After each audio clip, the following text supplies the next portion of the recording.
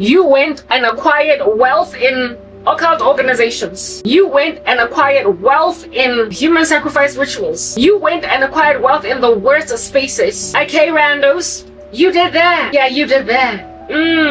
Okay. You went and acquired wealth in all of these weirdo spaces when there was bountiful amounts of it, listen, in your backyards, growing from your trees, preserved in your soil, out here, ready to be harnessed from you just merely digging wells, merely digging holes, merely mining. You would have found wealth, but you're unrighteous, so you don't even know where your vats are at. You don't even know where the wealth of Africa truly is at. You are yet to excavate certain places, but you're not going to get there because, listen, are you not the most corrupt continent on earth? You are. Your leaders are monsters. Your leaders are ridiculous. Your leaders are mandashi. Basitshela ukuthi thina siyatswafa and asifuna umsebenzi, that's why siphuwa kunjalo la in Africa. So of course, when after Kimberley mine, are you ever going to find another diamond mine in Africa? When are you ever going to find more gold reserves after Gold Reef City now is only like a theme park and no longer bringing forth gold? When under heaven are you going to mine more minerals when there are more corrupt executives at Anglo Platinum and Anglo Gold than in this planet altogether combined? When Patrice Motsepe is out here feeding his niece to be like the only big fat giant female mining boss because they all are putting together with connections. When there's all this corruption, you are not going to inherit the plush of Africa, all its reserves, all that which is yet to be dug out of it. And so therefore the wealth of the land, you're not going to win anything until all of Africa is evangelized. Then on that day you will win the prosperity that Europe saw for a minute, until you realize that God was not picking a bone with you Africans. It's that you were just violently idolatrous and you rejected the cross. Because were you not evangelized right next to Greece? The gospel went to Ethiopia. The gospel went to Sudan. It went to Upper Africa. God, it never went all the way down because you rejected it in Upper Africa. You rejected it in Northern Africa. And I mean, those were the days of merely ships, everything. Hey? No aeroplanes. When is Paul ever going to get to South Africa? When is he ever going to get to even West Africa, Nigeria? When is he ever going to get to Central Africa? When? Like, listen, on a donkey? Yeah, so it was the responsibility of Ethiopia to evangelize you, but now look today, they're all, what do you call this? Babisang set up. Queen of Sheba was Ethiopian, and she went all the way to the Middle East, to Israel over there to go and check out what Solomon was doing. The Ethiopians were supposed to bring the gospel to Africa, but now today they're Islam. They're Muslim. They allowed themselves to get taken over. They did not fight for the cross, and that's why Africa is barren. They were supposed to keep on traveling. The Ethiopian eunuch was indeed just that, Ethiopian. So the gospel could have come to Africa and spread like, a cancer. No. Okay. Well, what spreads beautifully in these streets? Listen, that virus. Like, you can't find stuff that spreads beautifully except for the gospel. So we can only ever compare it to a virus. The gospel would have been virulent across Africa insofar as people who are now what you give. Ethiopia made a decision to make disciples of all nations. Instead, they squelched it. So because of your paganism, Islam thrived rather. They conquered you by war. Whereas Christians do not conquer anybody by war, except for the Spaniards. They are to be forcing everybody to convert to Christianity or leave. However, largely within Christianity, we don't win like our religion. We don't win people over for our religion by conquest. We win by love. That's how God, we love him for he loves us first. And so if you are a lover, of course you're not going to be the first person to actually be planting the gospel on a stubborn continent. It's going to be Islam. But these buggers be out there, they have to get uprooted, otherwise Africa is not going to be ripe and ready for the Antichrist system. It is too backward. It's too backward. But one thing that the backwardness of Africa is going to achieve, understand that, is essentially softness of heart pertaining conservativeness, because Africa without the gospel is still conservative, except for, I don't know what's happening in South Africa without the gospel is still conservative. So it's not going to be rough to convince them that abortion is problematic. It's not going to be rough to convince them that gay marriage is problematic. It's not going to be rough to convince them that, listen, lesbian, be careful, be afraid, be very afraid. It's not going to be rough to convince them that what do you call this, like transgender surgeries are problematic. LGBTQIA ideals and just random rampant immoralities that have been easily embraced in the West won't fly in Africa. Plus, just like steamy, raunching, hot sex scenes in entertainment industries across Africa are just banned. Like, they still lost, like, they like the South Korea that way. Television is still, well, like I said, except in South Africa and Nigeria. But much of Africa is still kind of conservative, mamela, conservative. So, when a nation is still, or nations, a concert of nations are conservative and they believe in modesty and virtue and all that jazz. A lot of Africa, of which is what Islam of which is what hard, not draconian with their Sharia law. Women are not going to get out of hijabs and suddenly, I spoke about Iran earlier, they're not going to get out of hijabs and suddenly into mini skirts or bikinis. They're going to get out of hijabs and then into jeans. And then over 10 years, they might wear shorts in jeans. Then after another like 20 years, they might agree to wear a bikini at the beach. So when people are already modest, it's not going to be hard to tell them cover up. Already right now in the West, in America, what do you call this? There is all this, like, this crazy lament just doing its rounds, coursing through the veins of their culture, of people on social media, thoroughly out here, loathing, hating on, afflicting, people who are trying to push modesty, saying that they are trapped and they're sexless and they're bored. They're out here attacking modest Christians and of course Muslims and other religious groups across the world that don't pride themselves in like wearing tassels around your nipples as a bikini top, because listen, just a bra top at the beach was not even enough for you, and now you gotta have tassels like you are a shimmy shaking lady on Broadway or whatever. That, like, yeah, they say that as a 21-year-old woman it is your responsibility to be sexy. So listen, wear barely anything. That's why you be finding American men out here being passport bros, going to Colombia, going to Africa, going everywhere else because they're tired of immodesty of Western women. They're immodest. And these immodest ladies are brazen enough to out here be calling all of the religious world and all modest women across the world essentially trapped in modesty. Trapped. Like, we're out here screaming to be sexy. Yeah, they're ungodly, they're uncouth, but it's Western culture. Things are upside down, wrong way out, inverted, hey? Things are inverted over there. And so because there's like a general inversion, people are complaining about things that they ought not complain about. They must just leave people alone. You can, like, leave modest folk alone, but now it's not enough to leave them alone. You gotta attack them. That's actually happening in the US, okay? And then of course, we don't even have to talk about how nefarious the entertainment industry is. Such countries as these are in danger. Why? Because of the fact that they're immodest, they're immoral. Yeah. People over there also don't fear law enforcement. You saw what happened with those ICE agents and that lady that ended up dying, getting shot in the US and Minnesota. They be out here riding cops over. Like, you're barely gonna find that in Africa.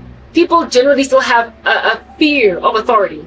You're barely gonna find that even in the Middle East. They tend to have a fear of authority. As indeed Paul says, you rightly honor your governments. So when they start on a good ground like that, where they are already honoring of the government, they are law-abiding citizens, and they are, what do you call this, largely modest. They're not comfortable to be rocking miniskirts, walking around in public society, while they can be content with taking off their hijabs because they're not Muslim anymore. Nonetheless, they are not going to, alongside taking off hijabs, also just kind of take it off their panties. Like, no, they're gonna, and also they're not gonna, as a result of being liberated from governmental control, that is very oppressive, they're not going to suddenly become anarchists. They insist on a king. Like, look at what's going on in Iran. They're trying to bring that crown prince guy back. Bafuna a king. They don't want just like a civilian-led government. They have respect for authority and respect for kings and leaders. Respect for people that can actually establish government. And God says that governments are good for them because they're there for your protection, according to Paul, right? Honor them, but insofar as they're righteous, right? Insofar as they're not trying to make you ungodly, insofar as they're not trying to make you recant Christianity, insofar as they're not trying to make you get my point. And African nations are still kind of kept in a bunch concerning governments that way. They have fear of authority, and that's something that is just waxing thin in the West. Do you understand? And so it makes for a nice, healthy ground for the growth of the cross, because there's not too much to uproot upon redeeming people for the Lord in that space. We don't have to deal with too much gangrene having metastasized. So we can start essentially on a healthy slate over here. And given that we've got this excellently healthy slate that is doing an excellent, beautiful, healthy slate thing, I guess let's start Christianity already from a vantage point where people still love virginity. I told you about those two ladies that were killed in KwaZulu-Natal. Mamavishi, and 25 years old, priding themselves in Zulu culture, but they were not godly.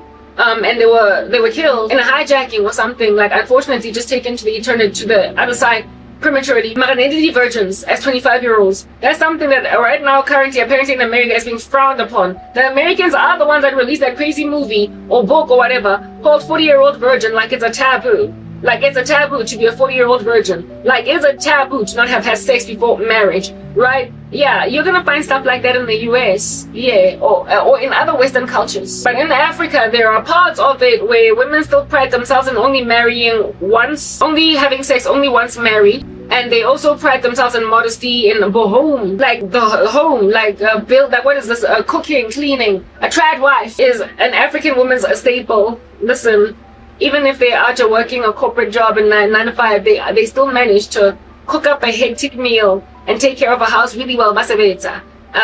Yeah. And there are other parts where they're willing to stay home and to take care. Yeah, essentially biblical principles are already kind of part and parcel of what we be out doing in these streets. So it would be easy to evangelize Africa, is what I'm getting at. It would be easy if at all there were true teachers raised up by the Lord, sent by the King to correct doctrine, that Africans might be truly healed, that nations might be truly revived, reformed, and upon nations being truly revived and truly reformed, therefore start to build your countries, because God, if you are righteous, He will prosper your land, He will make it green, He will give you rain, He will enable you to identify vats of stored minerals, raw materials, like things of the earth that you thought like you've already dug everywhere. He will help you find that, and then your continent will thrive, your country will thrive. But Africa, for as long as you're this pagan monster, for as long as you're busy grunting ancestral worship, for as long as you're still such witches, listen, whatever. Ambani sangomas, Ambani disappear. Angnandabanani akileraje. I've been saying it so very many times, but people are out here in denial, thinking that maybe one day I'll be a sangoma. Anyintandi. Because right now I'm in feeling you are whack. Yeah. Are you feeling some kind of way? Again. Nangdaba. Okay. So for as long as one of these all over these streets, all over Africa, for as long as there are these incendiary monstrosities like Nana Kwaku, unrepentant in his ugly nature, you will still be a land flowing with milk and honey, however unable to cultivate that honey, harvest it. Because what are you doing? You will keep on having militia groups and riots and protests and all different kinds of nasty, ugly bodies doing their rounds. There was a time when I was busy saying of America that, guys, listen, you can't say the world is ending because your country is that evil. But at the same time, when I looked at my country, I was like, but it's also evil. I am rooting for the US because, you know, they raised me up. Right now, there's so much ball dropping on the part of America that I'm kind of losing my steam concerning them. Lots of ball dropping by the Trump administration in particular, and that I'm losing my steam where they're concerned. But in spite of that steam, I have an acute awareness that apparently that's where I'm going. That's where I'm moving. God is the one that decides where the baton is moving. However, this year is not a discussion about America. It's about South Africans. It's about all of you African men and your rituals. To God, you have excitement about the Lord in the beginning, and then you become these ritualists. And now look at our country, in particular South Africa. Every chick is out here being betzat. We're being put in eternity. We are being sent to Hades because a lot of us are getting killed before we come to Christ. And you are just sending women to hell, and then afterwards draining them. So listen, grab your land. Seeing as you don't want to repent and do what you want with it. Mara, I can told you land Jeff like Blomile, Kikens Tozela, Meta Zombie Santi. Hanging out palm window when I'm just filled by God. When I'm just filled by the Spirit of God. Mamela, listen, you are ungodly and that's why you think I should die. You're busy doing death curses. The other day I had a dream of me getting hit by a car and rolled over because this chick wako YouTube though I gave her a solution to extend her life, she's still out trying to get me rolled over by a car. You will keep doing that. It's like you will do that, okay? This thing of yours in Africa where you say if I can't have her then she must die. It is the very reason, oh crazy incendiary bamboos and bamboos, it is the very reason why, albeit having so much potential to be so much bigger, you will nonetheless, in spite of all that, dotter about like a geriatric until maybe your Gen Alphas will maybe resuscitate Africa. In Africa, I don't know what they're going to do. I, however, can tell you that in South Africa, We are only ever going to be brought back from the precipice of death by Gen Alpha. Push in your border before you will ever see anything that makes sense, just like the current generation of Germans that saw the Holocaust. By border before they can see revival. Yeah. They are dying before they can see revival in their country because they stood aloof like Edom over Israel. In the book of Obadiah, when Israel was being raided by her enemies, they stood aloof when the Jews were being massacred. And now today, they've only got 5% of Christians in their country. That's Germany. It's a free land for you. It's a free land for you to practice your faith as you want, yet nonetheless, in spite of the freedom of the land, there is not thriving. There's no prosperity for Christianity. That only can speak of a judgment on a country. They can only evidence that you're done for, you're handed over as a nation. Mara, for now. Because God will not leave people out in a limb indefinitely. He will come for them little German alphas. Maybe like South Africa, I don't know. What are the German alphas? Mara, for now, the present generation, only a remnant or like small negligible number of them when they die go to heaven. Only because what did you do in the Holocaust? Well, South Africa, that thing is coming to you. It's coming to you. It's coming to you like you're showing shortly of it by a scope around the corner. It's coming. Yeah, okay. So Jonah Conglomerate, Nibizilwe, my ex-boyfriend, I told you how he was called. The guy that I wanted to steal from another woman when I was still in the world. His ex-girlfriend, yeah, okay, passed away.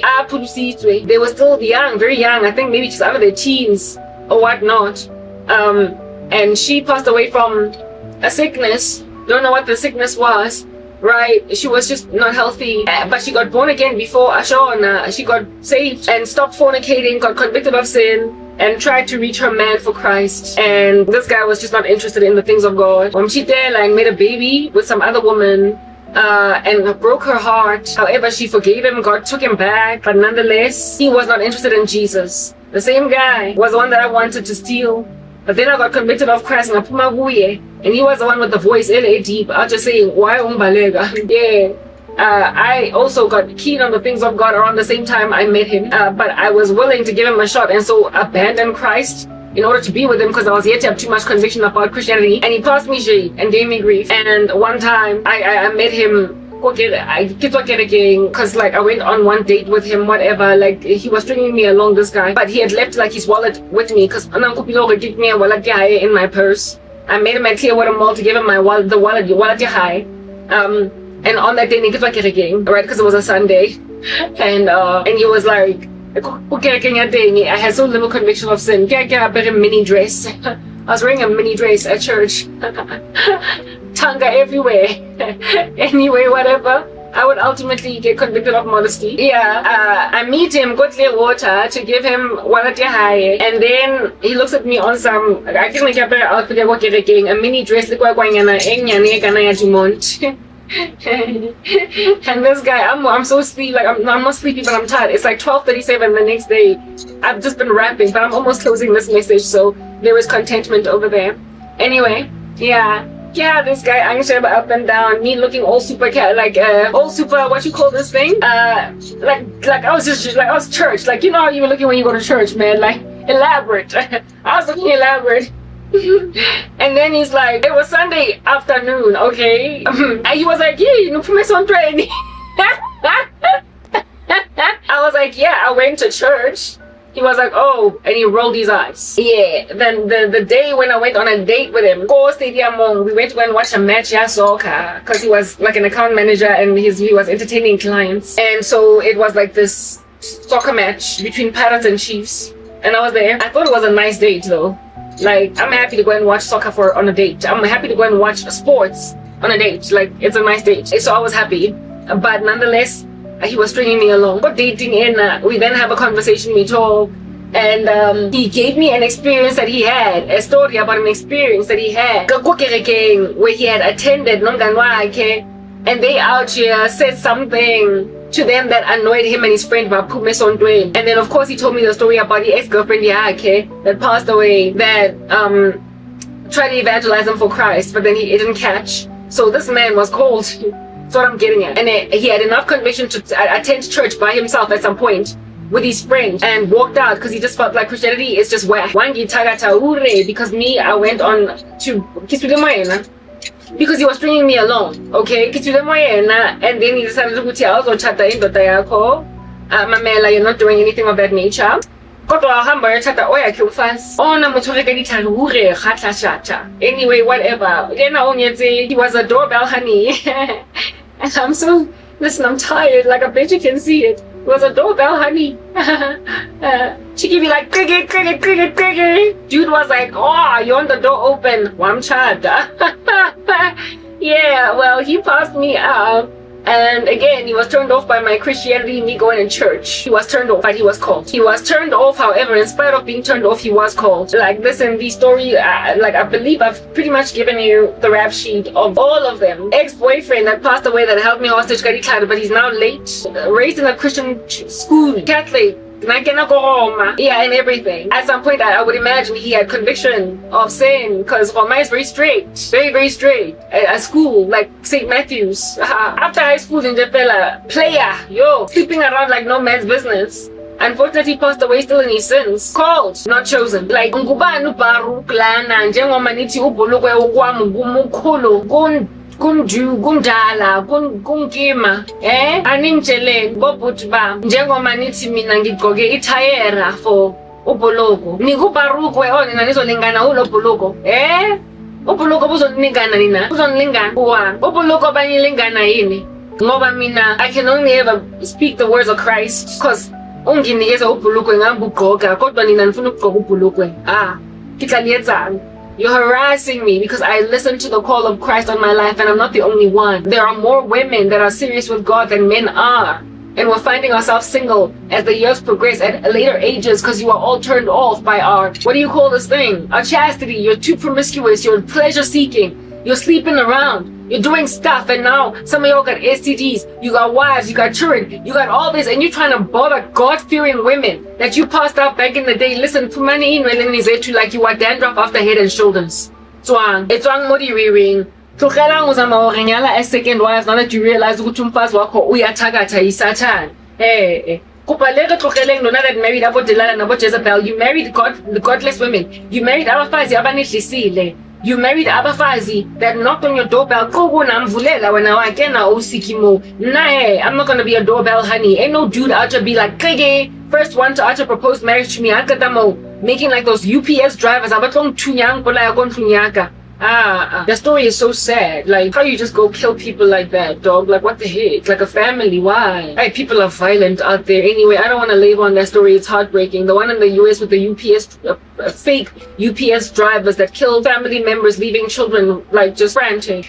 Oh, God. Like, why did I allow myself to think about that? South Africa looks the way that it looks. And they decided to, you made a decision rather uktwala instead of repenta and serve God, right? You've got Imam Lambo. You are the ones. Therein lies the point I'm trying to get at, okay? You are the ones that are responsible for why black people are living in their urine in downtown Joburg, in their feces, in litter. You are the reason why babies are being raised in contaminated, disease-ridden, debilitated buildings with electrical wiring on the walls, live, with children living in that space facing threats of electrocution.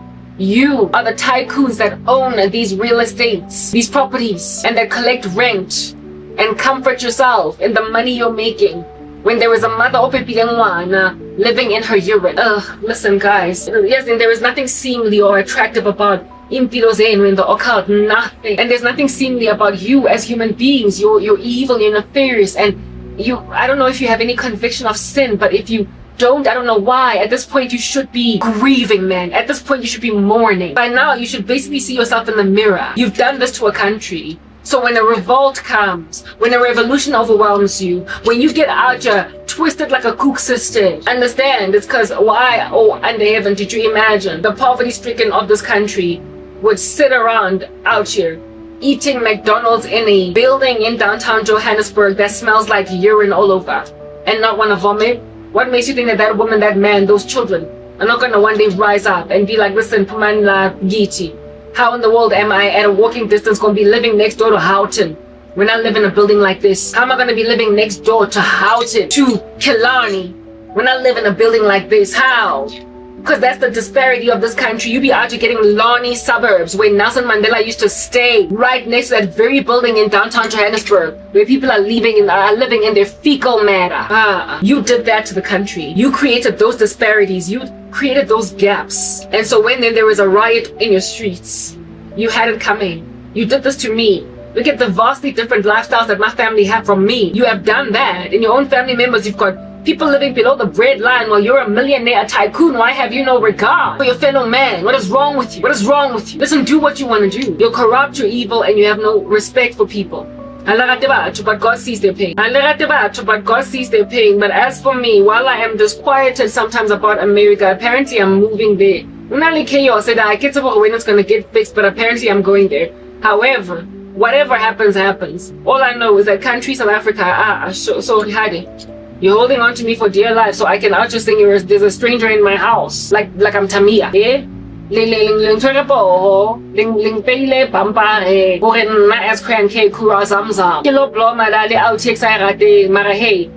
love got to do with it?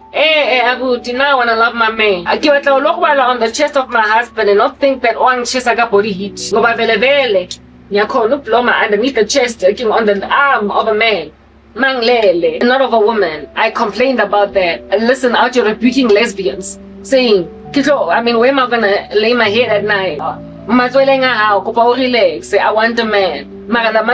Evil. Well, I'm not gonna go there and lay my head on the chest of Indo Satan, whose heart beats all the day long. Satan. Taking a fly. No, listen, what am I gonna do with all that? I love men, but they need correction. They are in dire need of repentance. In order to acquire wealth for themselves, in order to acquire wealth, they destroyed the country. And now they're trying to make me a side chick, mame. Mistress or a second wife. Second wife to a guy that you dated for years. You were there first. I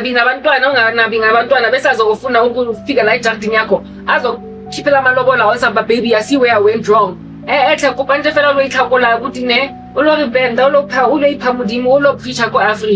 Because until we got and how to if umsad wako nabantwana bakho are willing to go and travel with you to Africa to go and be a missionary in Sudan and face all the risk of all of those militants.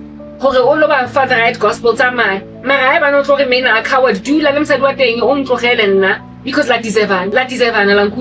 you deserve each other. Like keep your life, but you don't get to make me take scraps after regretting the decision to be Upud Madesa. Now that you're a middle-aged man, you've got a midlife crisis and you're in great regret, you're not going to make me accommodate the nonsense that all these females in these streets accommodated. Because I gave my life to God, or didn't I? And the God that I gave my life to, he don't lose no battle, God don't miss. He don't got butterfingers like a bad netball player.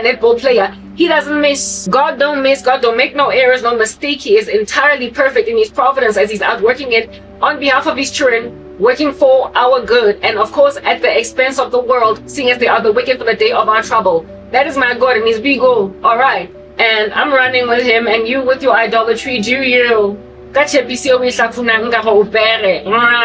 way when you're collecting rent from a building that smells like urine, do you? But as for me and my house, we're going to serve the Lord and wait to be restored like the Ark of the Covenant. Do you understand? To our brethren. I will wait to be restored to my people. I will wait to be restored to other Christians. I will wait to be restored to those among whom I can fellowship and finally be in a church again, and praise again, and worship again, and go to Bible study again, and do life like it was the good old-fashioned days but in another country. I will finally live. I will finally live, and I will finally adore God first, and of course people.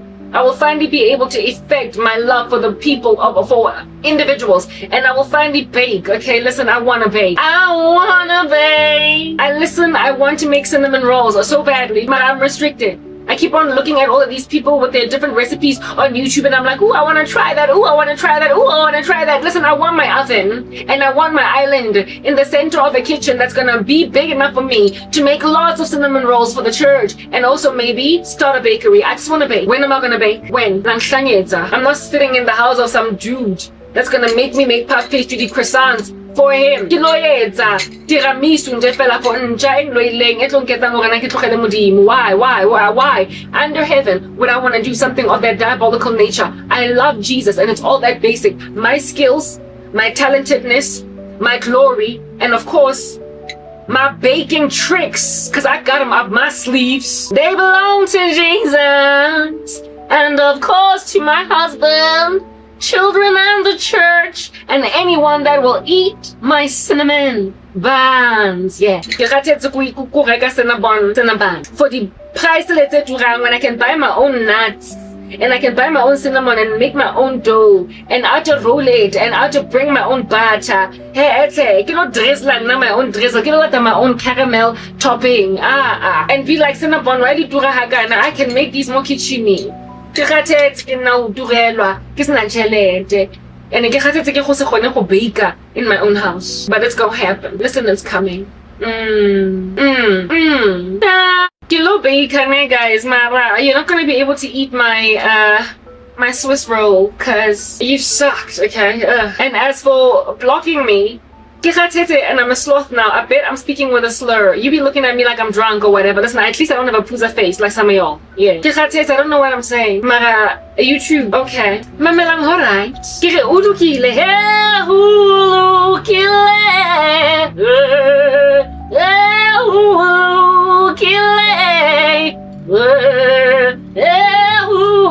Listen, I could have collabed with Tebo Tula. I could have. That's okay.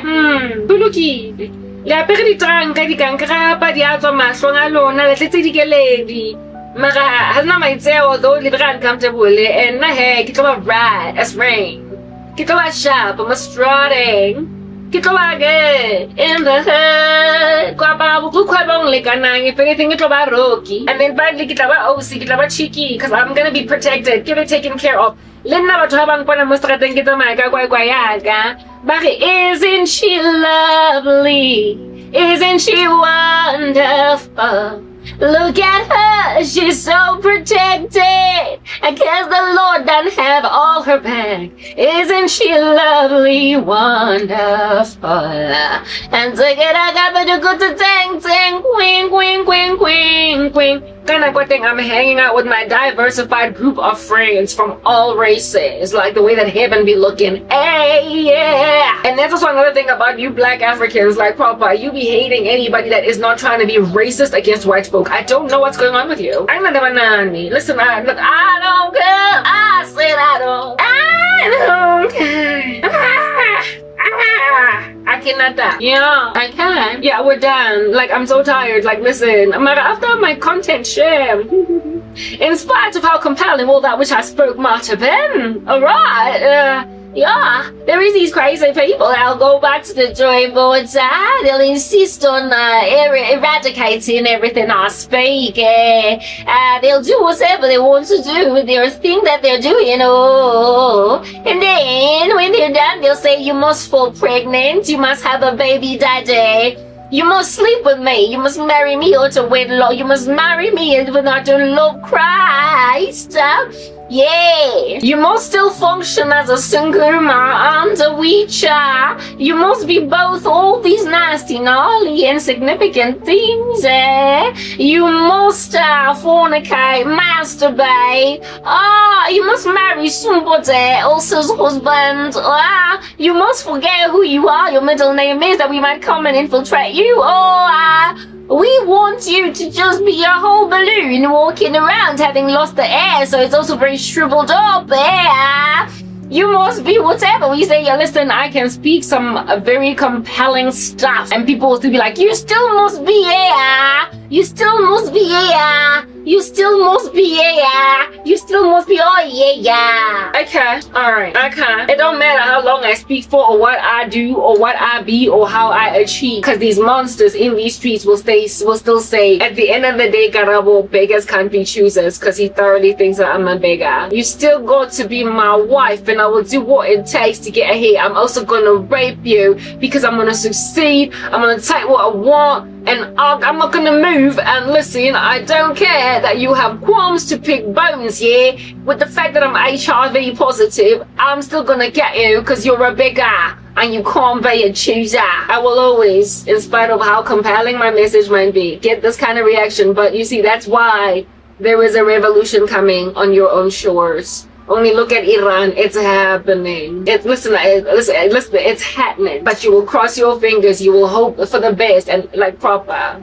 You will plot and you will scheme. And on your way to hell, some of you will still be plotting and scheming. You will insist that I die. And even if I were to die, which I won't, but even if I were to die hypothetically, the country will still endure exactly what it is that God is going to put it through, because you've got all the makings of a just nation. You are aloof, standoffish when your brethren are suffering. You are holding hostage the ark of the covenant amidst you. You are at war, at enmity with the cross by being at war, at enmity with God's people. You are impoverishing them and making them out here thresh wheat in a wine press. You are raiding them like the Amalekites, and in particular you are going for their weakest. All the signs that caused God's enemies to be judged most voluptuously are in you, South Africa. It is impossible for you to not be judged, for if God is the same yesterday, today, and forever, you must endure the judgment of Moab before the judge Ehud.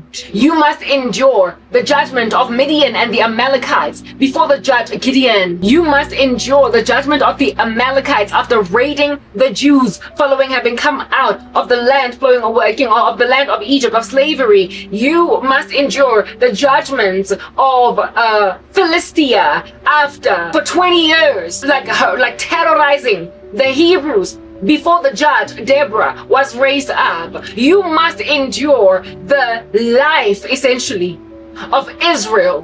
Not life of Israel, but the lives of Israel's enemies.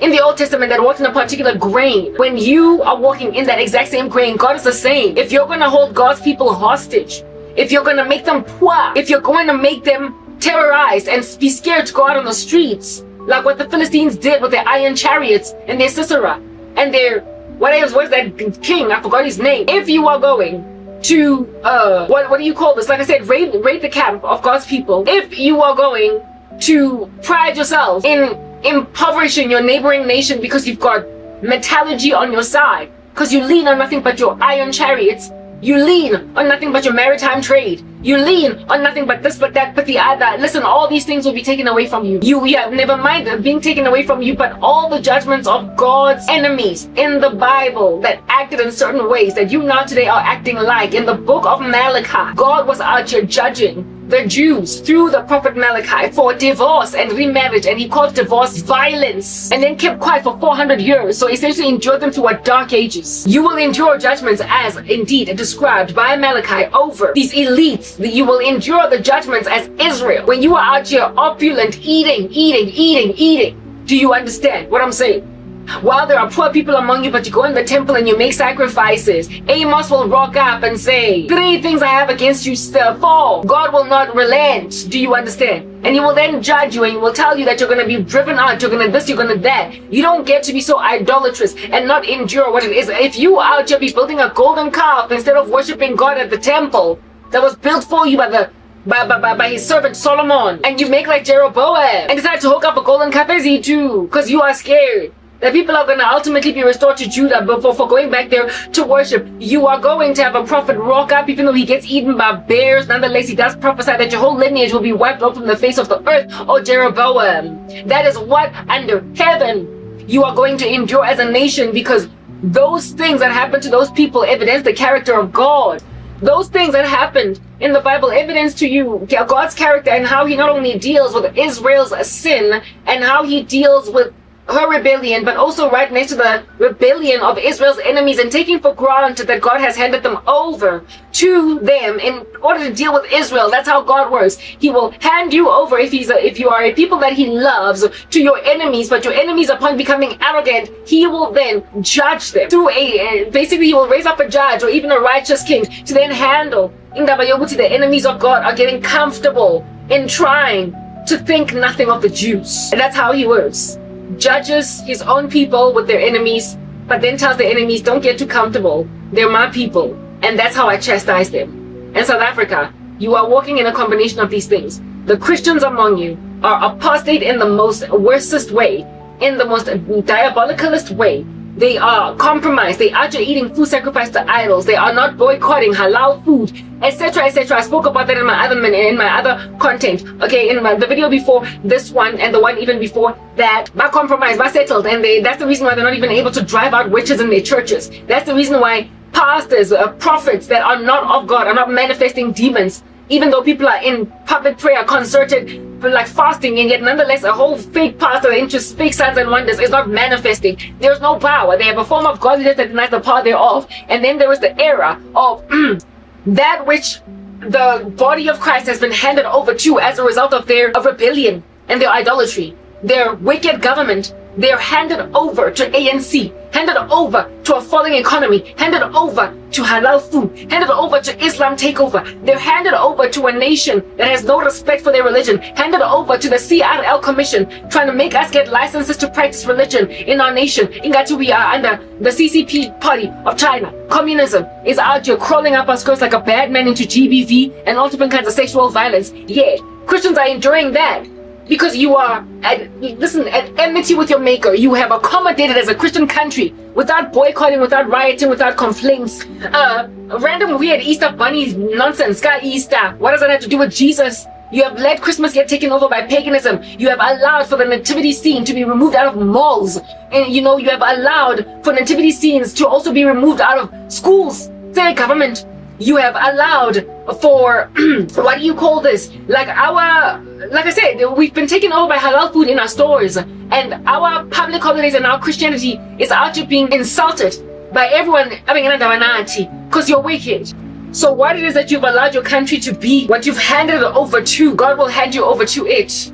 He will let the ANC dance around on your head, even though the Constitution covers you and your national anthem is Christian. Nonetheless, the ANC will dance around, tap dancing on top of the Tokotalona with the ancestral worship. They will infiltrate into your universities. Nonsense, like teaching students in African studies, witchcraft. Because our country is a witchcraft state, in spite of us having all of these witchcraft killings, ritual killings all over the shows. Why are you teaching young minds at university witchcraft? Why? In the spirit of education. What the heck? You might as well bring a Ouija board to class, right? That everybody might be out to haunted, at home unable to sleep or whatever.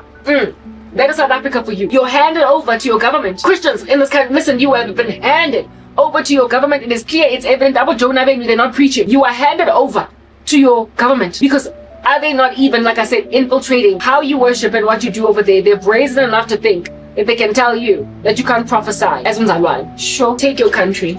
You will finally repent. Mamela, you will look upon your Messiah. All I know is that I back this country and bring back temple, maybe. Because I'm all about that business. Bring back temple. Temple chocolate. Alpha. You have done me dirty. You have turned me over to the Midianites to be killed. And so you will endure a most hard judgment. This guy Ona that handed me over to enemies that I used to think was my future husband. I warned him in my last video that if he doesn't repent. Did he stop? No, he didn't. And that thing. Because he's going to be so bereft. He's going to be so bereft. I had a dream of him being like that judge in Israel that said to God, if you will deliver these people into my hands, I forgot his name, I will sacrifice to you the first thing that I meet when I come back from war. And the first thing he met was his daughter. And so he sacrificed his daughter to God. And he was bereft. I told you this guy's like Augustine. He will repent. He will give his life to Christ. But at what cost? At what point? Only when you're coming back from war after finally deciding to rise up and do what is better and then lose your child. Because look at what you're doing to me today. I warned him. I warned him that he's going to lose his daughter. But listen, these things hurt. And I'm not going to labor on them in the same way that I don't want to labor about the UPS drivers that killed the family. People put themselves in a position to endure trash. Do you understand? They're not UPS drivers, but they faked UPS in UPS uniforms. But yeah, this is South Africa. Take your nation. This guy, like, listen, how many times can a woman stand in the gap for your child? You are so evil. Repent, because your daughter is gonna die as a result of your insanity. When other thinks that I'm Bambi, repent and save your daughter's life, you selfish bugger. You've been selfish all this time, is what I'm getting at. All this time you've been selfish. All this time you have been selfish. All this time. And it's the thing that I lamented about at the very beginning of this discussion, speaking about how it is that black men, you are so selfish that I personally have never experienced selflessness from any of you. And I was shocked to see Jay-Z speak about how I was surprised to see the pain in my wife's heart, life. and the pain I caused made me essentially stop doing nonsense. If at all there are men that can feel compassion for the sorrow of women, why don't you just down tools on afflicting women?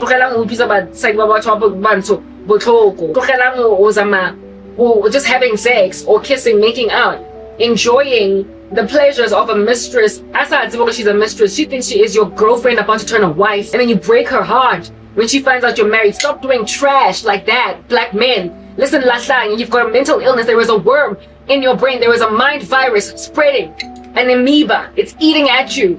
Like, repent. Yeah, I've spoken my piece, okay? It's like 13:09 and I am bushed like a jungle. I often speak out of adrenaline, and so I've gotten my heart out. I gotta eat now. I'm famished, and I also gotta sleep. So only with 2 fans going out there trying to console me that it's sleepable, yet nonetheless, Mara, I'll live, I'll make it. I got to the end of the road, like the song you be just singing, like a chipmunk, okay? That's what's giving you lesbians. But repenting and stop trying to make the country in your own image, cause you're gonna lose out all the day. You are. You're gonna lose out all the day, cause are you not just nice? Yeah. Ooh. Mama, like, okay, like, bye. Listen, peace.